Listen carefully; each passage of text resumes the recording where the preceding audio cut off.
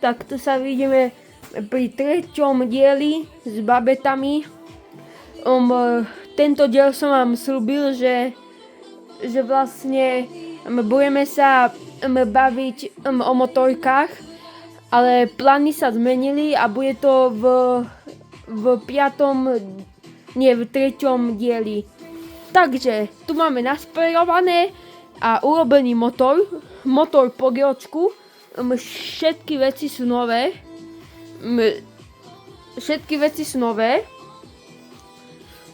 Tuto je tá babeta. Babeta už má nejaké veci na sebe. Šlapatka, tlmiče, sedlo, jaditka, prenú vidlicu.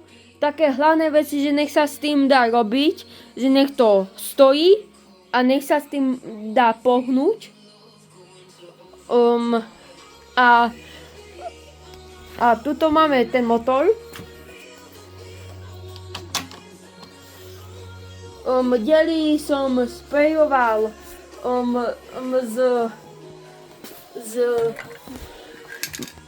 s Max Color sprejom. Mám takýto, mám lak, mám červený, mám modrý. Povedal by som, že sú to najlepšie spreje, ktoré môžu byť. A tento chromový, čo mám, tak ten je zase dobrý na takéto veci, že na výfuk. Na výfuk je to perfektný sprej.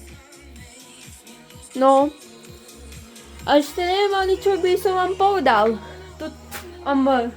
Táto babeta bude celá biela, úplne všetko, aj kryt do spojky, aj kryt od zapaľovania, úplne všetky kryty biele, úplne všetko bude biele, len RAM bude čierny, lebo proste nechcú sa mi zhadzovať tieto kolesa, lebo oni majú jednu takú chybu, ktorú vám ani nechcem povedať, lebo tu poviem až vtedy, keď ju niekto bude chcieť kúpiť. Táto babeta bude na predaj, keď ju doskladám. Za túto babetu si budem pýtať 500 eur.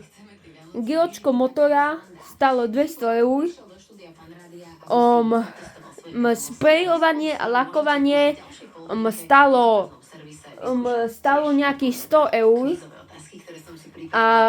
a skladanie a čas, ktorý toto robím, bude stať 500 eur. Takže, kto chce kúpiť babetu, tak mu ju predám.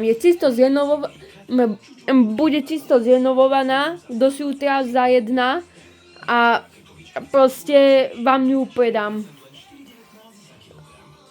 Bude ešte teraz na tomto motoru mám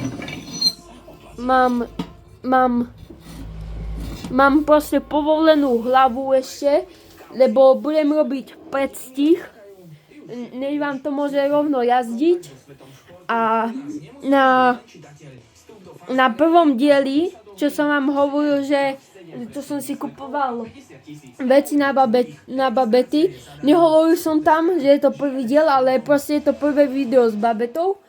A kúpil som si takúto zo Simpsona, krytku na výfuk. Ale to kvôli tomu, že som si kúpil aj výfuk z Mustanga. A bude to na výfuku z Mustanga. A potom budem vymýšľať, že ako